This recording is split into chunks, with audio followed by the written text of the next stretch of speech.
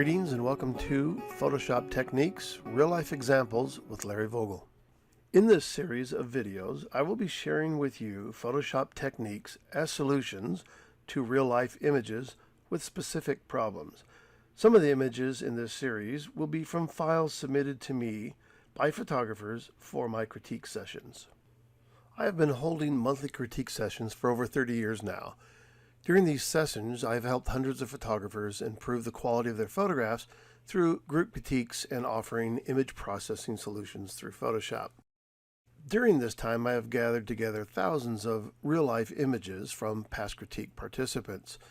So I'm going to draw from this collection of photos and help lead you through a series of before and after real-life examples, showing you specific image problems with specific Photoshop solutions. I say this is guaranteed to satisfy both sides, the technical and the creative photographer. So sit back and enjoy this next episode of Photoshop Techniques Real-Life Examples. Alright, so here we are in Photoshop. This was an image that was submitted for one of our Digital Photo Exchange, DPX, critique nights by Gene Eichenlaub. So it's a wonderful capture. I think it came out really interesting. I love the we'll use the juxtaposition word between the dark bird and the lighter bird, so it's kind of cool. And there's a little bit of that storytelling going on here. It looks like the blackbird's coming in for an attack or whatever on the bird that's sitting on the stump. So I think it's a great capture. And I wouldn't say, just looking at the image, that there's inherently anything particularly wrong with this image, but there were some suggestions made, and as you'll see over here in my layers panel, that I've already applied some of those changes. And the biggest thing I want to talk about here today is about how we create specific masks to make selective adjustments. And in this case, we're talking about making probably some more intricate masks, making selections of these birds. And some of the typical selections that we can use, quick masking or select subject, or quick selection, quick selection, or some of the select subject tools, you'll see aren't going to do a great job on their own. So what we're going to have to do is make adjustments to those selections, and they'll have to be done manually. And sometimes that's what selections come down to, is to a point where there's not going to be anything that's going to just make a selection for you. You're going to have to go in and you're going to have to enhance that selection, and you're going to have to do it with some other tools or some other choices. So I'm going to show you some of those. The point of making the selections here is I would love to be able to control the background. I'd love to be able to control the blackbird.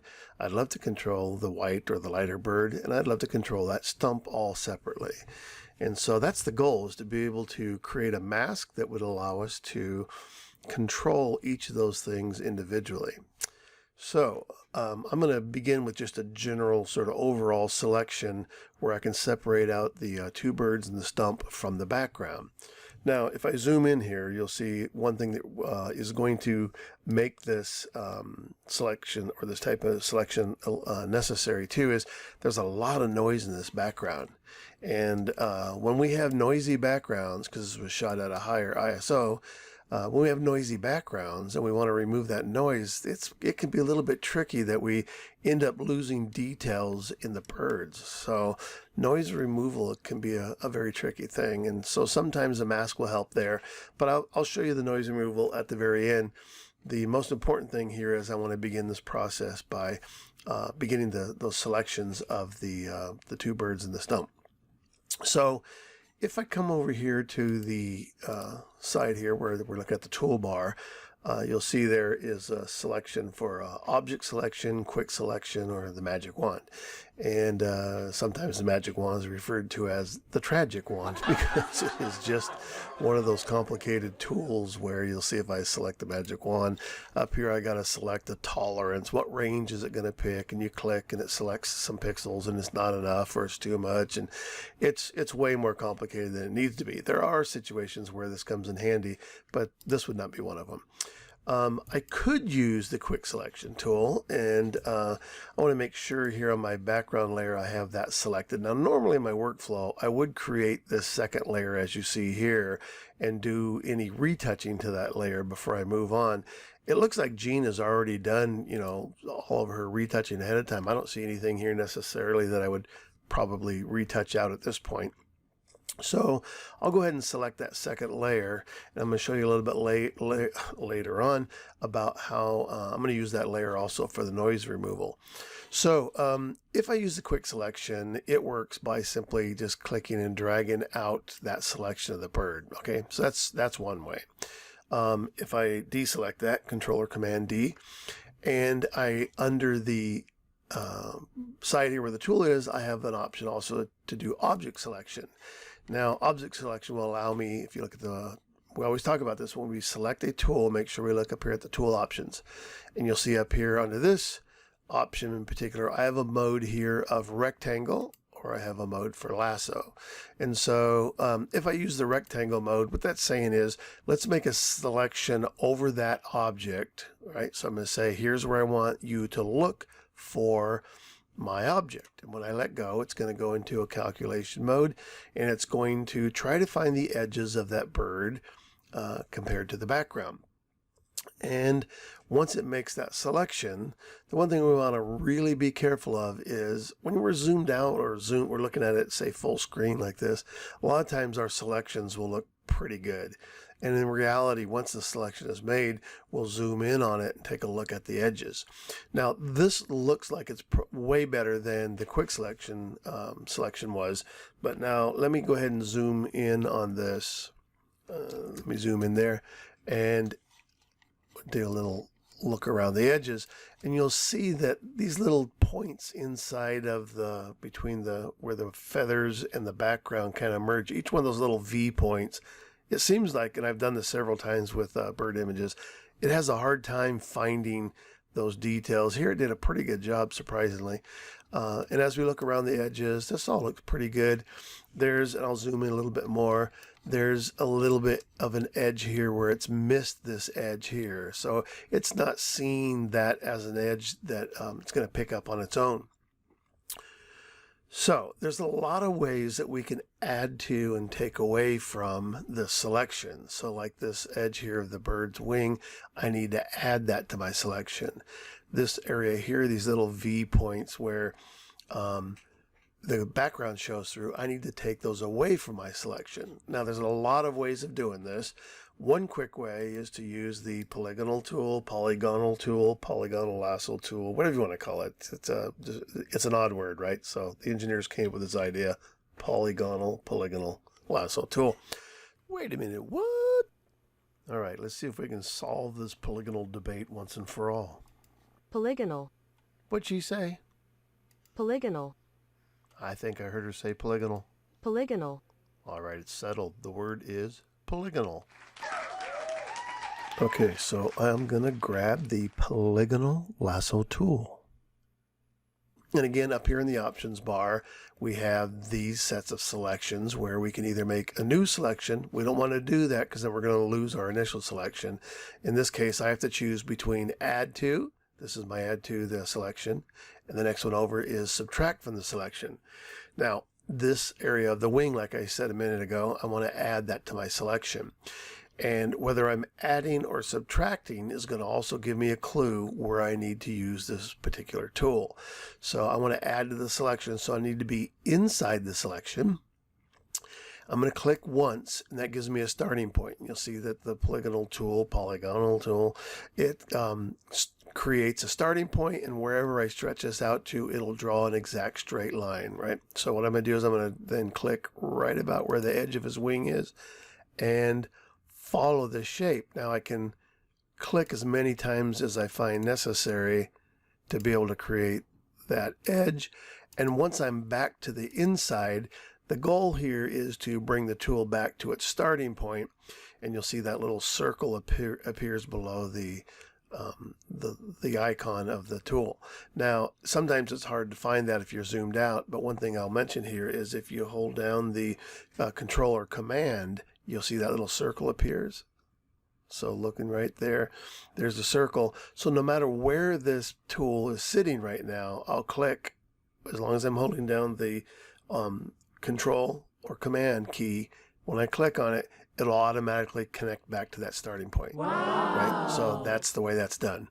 Now, outside here, I need to subtract this little section in here.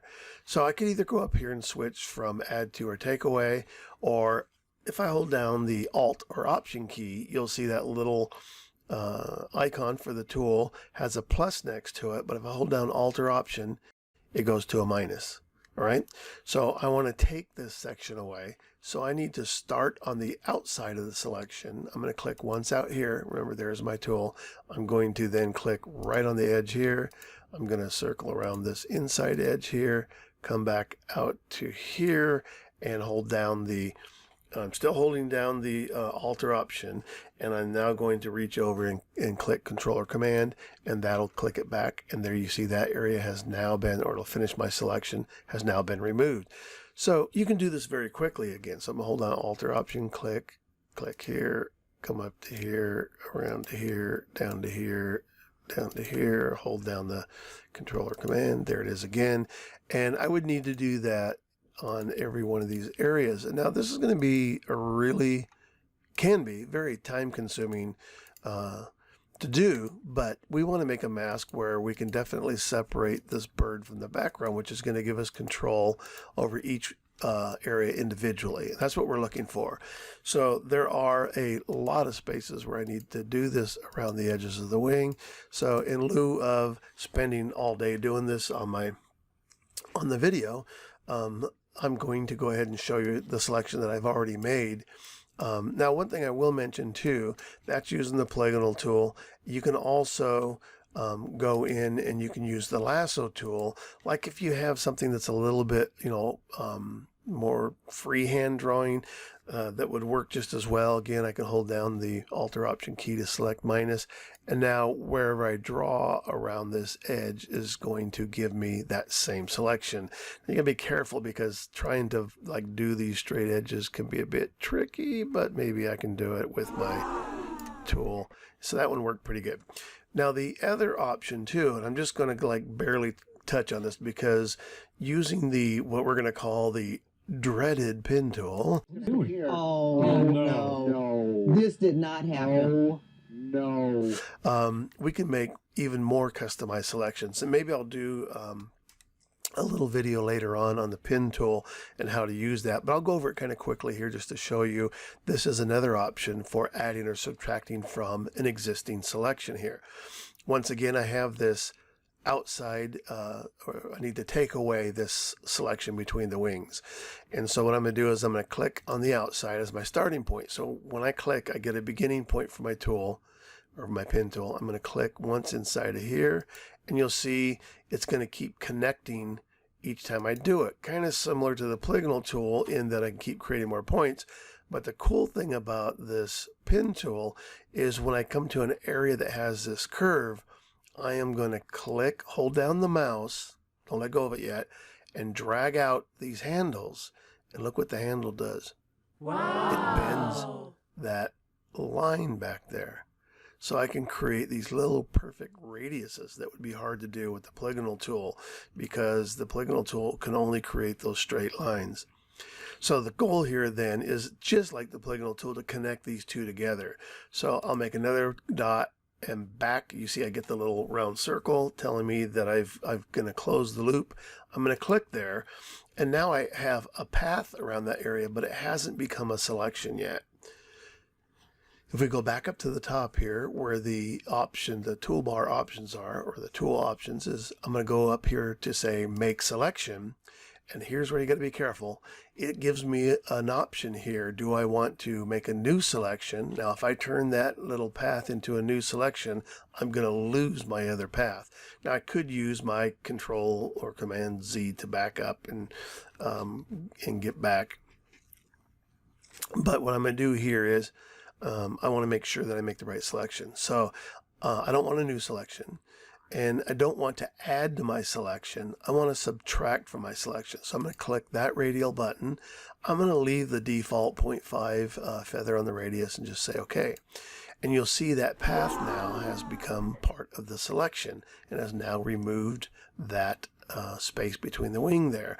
Same thing if I want to add to, I can come from here, I'll click here. This could be a straight line, but again, if I want to make it slightly angled, I'll just pull out that little handle. I'm going to say selection, and this time I want to add that space. Let me move that out of the way. I'm going to say add to selection, say OK, and there it is. So again, I'm going to have to go all the way around the bird and check all of those spaces. Like here's another place where I wanted to be a little more accurate. This all looks pretty good up here. Other spaces between the wings, this down here, this over here, this over here. All right, so, but I'm just going to go ahead. I'm going to do a Control or Command D to eliminate that selection. And I'll just show you, I have made a selection and I have saved that selection.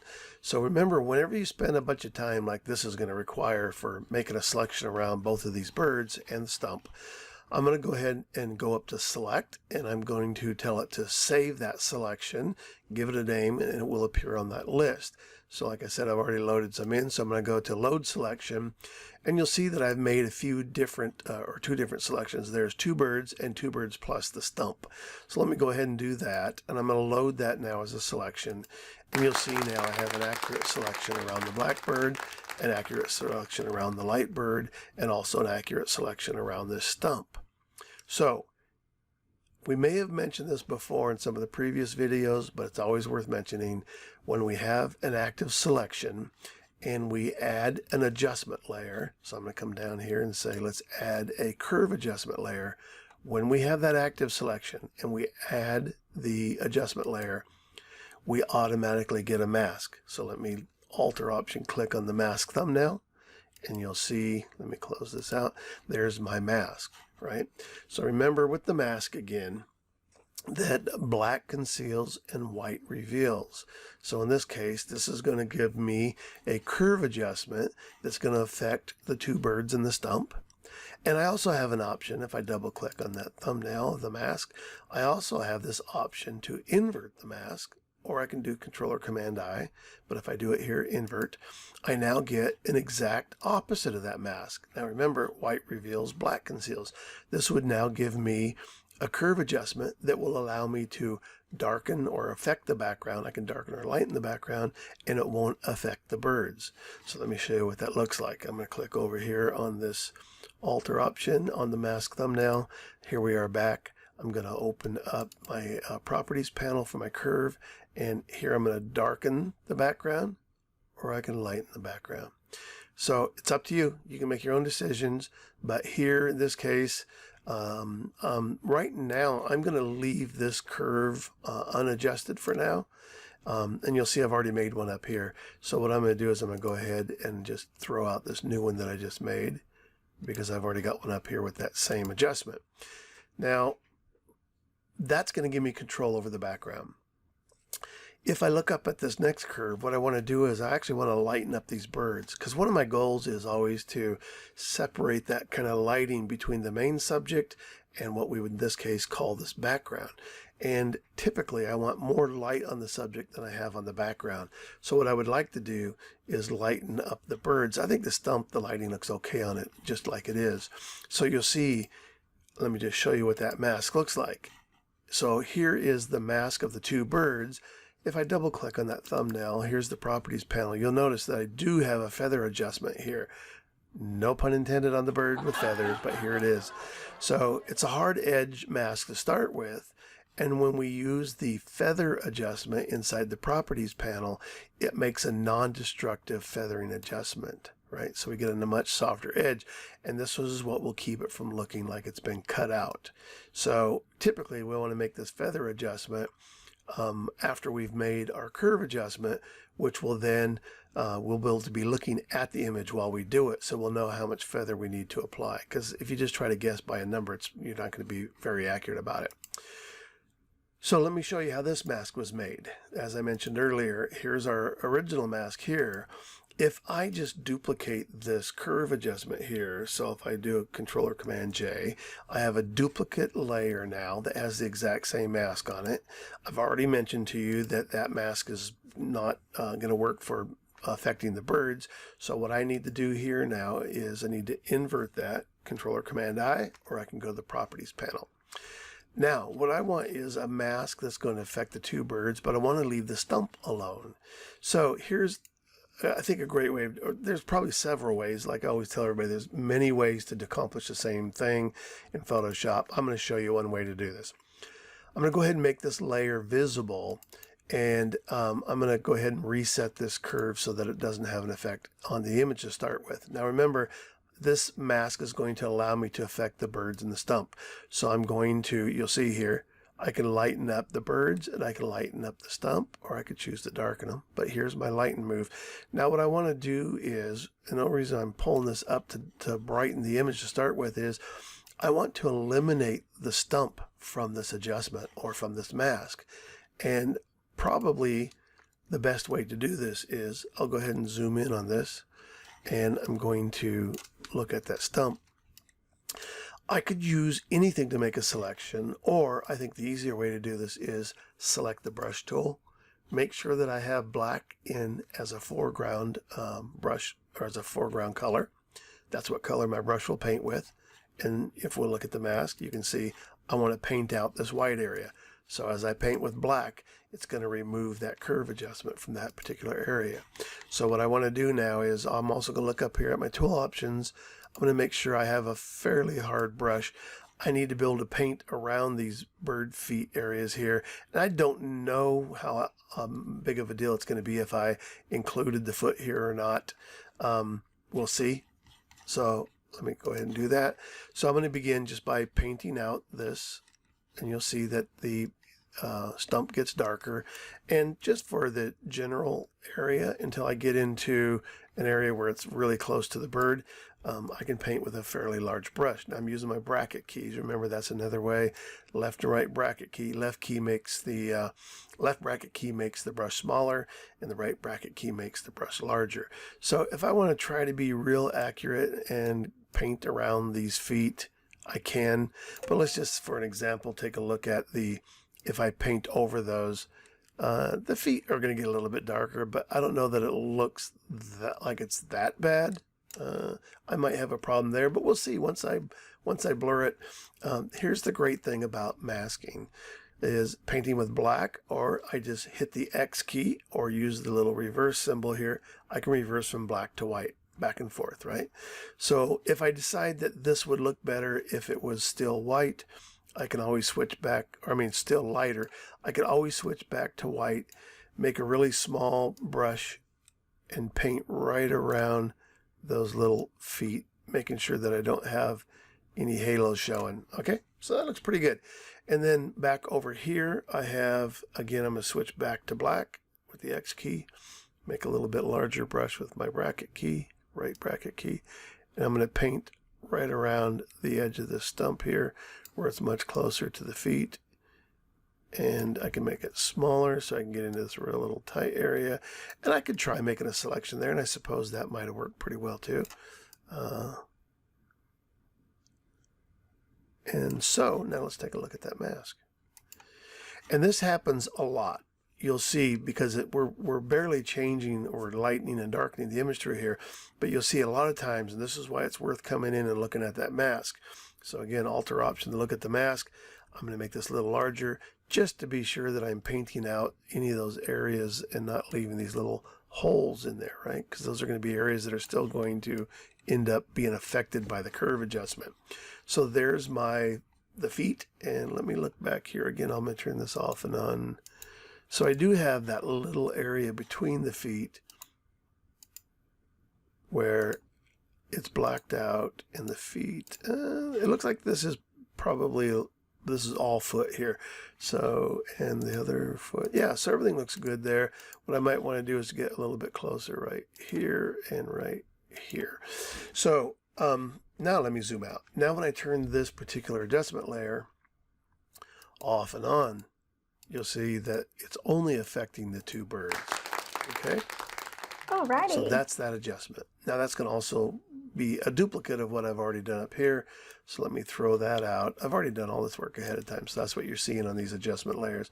So there's my curve adjustment. Let's see what it looks like. I've pulled up on it, so that brightens the two birds. Now, I have one more adjustment that I want to make, and it's this darker bird, the black bird up there, I think could be a little bit brighter. This bird, I don't think I really want to get it too bright, but I do want to open up this top bird. So here's how I made that adjustment layer. I'm going to go ahead and take this layer that has the two birds already done on the mask, Control or Command J to duplicate that again, and you'll see even if I use the same curve adjustment to start with, you'll see that upper bird gets brighter, but so does the bottom one. And this time I only want this mask to include only the bird up here. So this is real simple. We'll just go ahead and take the brush tool, right bracket key, make this nice and big. I'm going to make sure I have black in my foreground, and this time I'm just going to paint this bird out. I don't even need to be looking at the image. It's just painted out completely. And so now we've got control over just the black bird. So the first one controls both birds. The next one up controls just the black bird. And again, I just showed you how that mask was made. I'll go ahead and toss this layer out because I've already got one up here with my adjustment on it. And let's look at what I did here. So interesting, look at the shape of this curve. So what does that tell us, right? So I've got a point down here on the shadow end and one way up here that looks like it's drawn a straight line all the way over to here. So let me show you how it's done and what it does. I'll just tell you ahead of time. This is going to add more contrast to the bird, but from the high values. And this dot here is going to lock down the shadows. So if I pull these off of the point, return it back to its normal position, and what I'm doing is I'm looking at that bird. I want to add a little more contrast to it. If I just brighten it up, that's one thing, but you'll notice that it gets kind of flat looking in the areas. So I'm going to pull that off, and I'm just going to grab the little high value. I can grab it up here, I can grab it at the bottom, and I'm going to pull it over. I don't have any whites that are going to get blown out, so I just want to add a little more contrast. If I follow the line down, you'll see down here in the shadow end of the scale, which has all the black information in it, this line is pulled off of that center line. So what I did was I added a second point and kind of just pulled it back to its return position.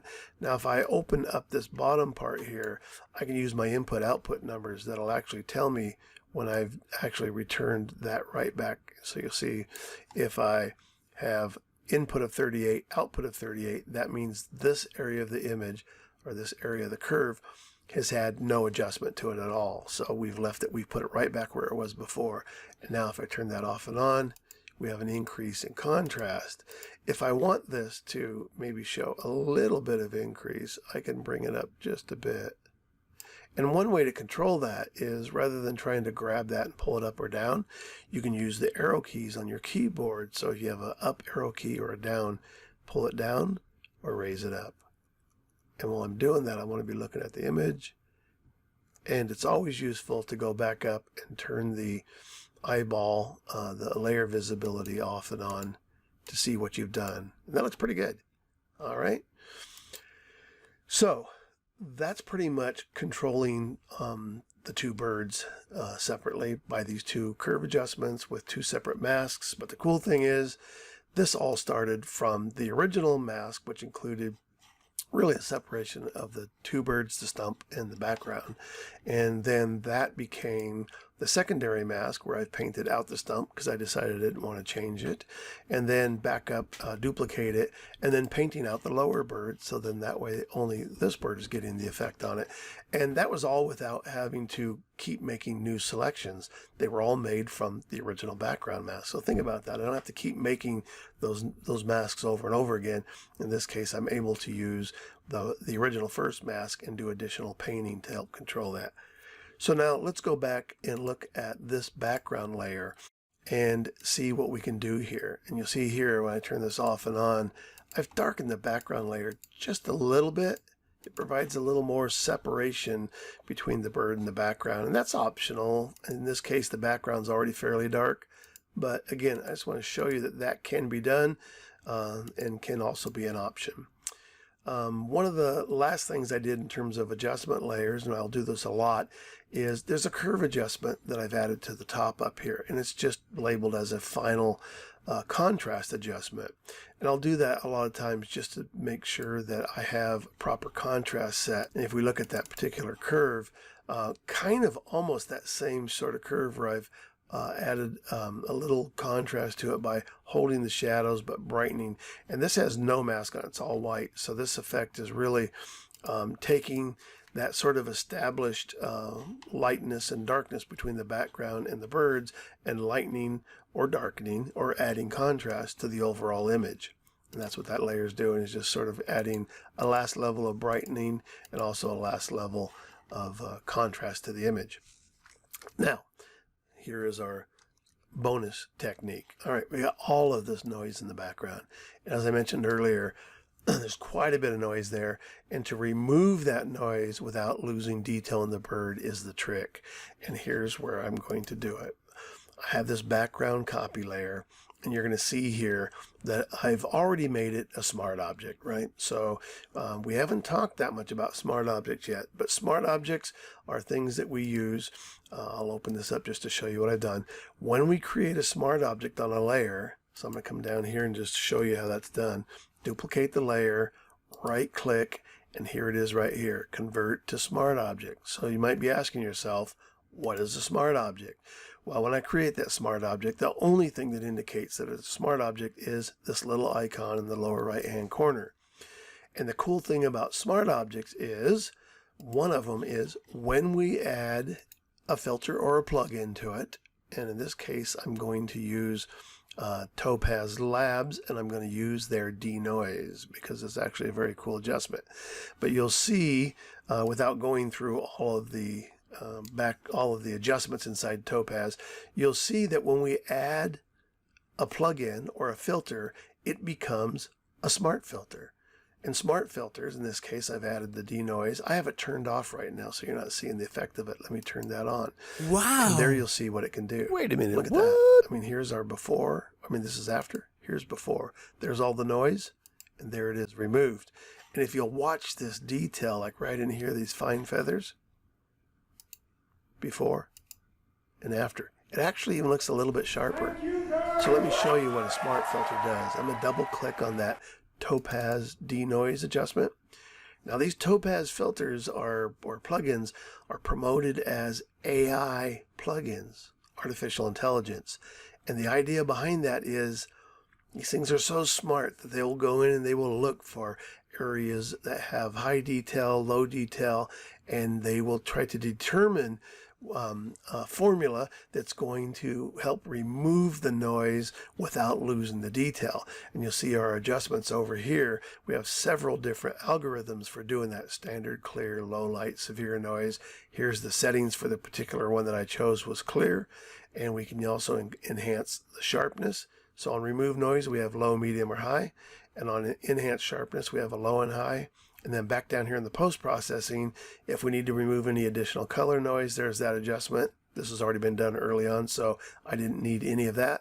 And then recovering original detail, this will bring back some of that detail or add a little level of sharpening back into it. So there's before and there's after on this denoise. Pretty incredible. I mean, even look at the detail in the eye here, before and after. It's actually enhanced a little bit by using this enhanced sharpness and recover this original detail. These are pretty remarkable plugins.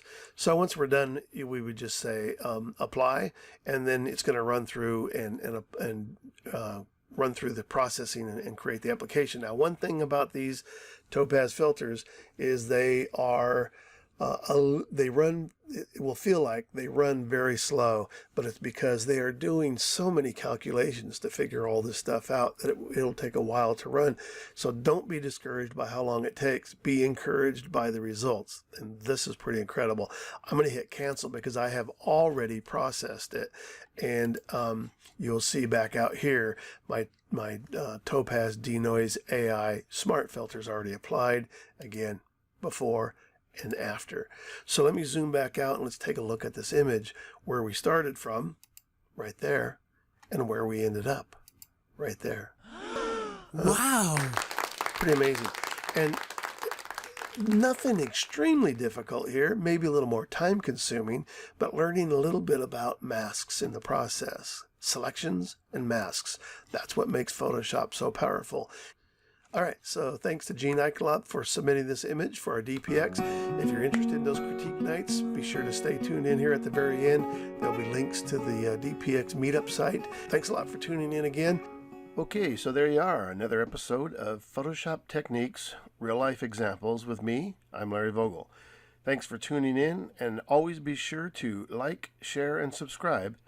Be sure to check the description below where you will find links to my critique events, the Digital Photo Exchange, a meetup group with 2 online meetings per month on the second and last Thursdays, and also check out my Photoshop on the Fly Monday morning sessions, where we discuss all things photographic, every Monday morning at 10 a.m. my time here in Southern California.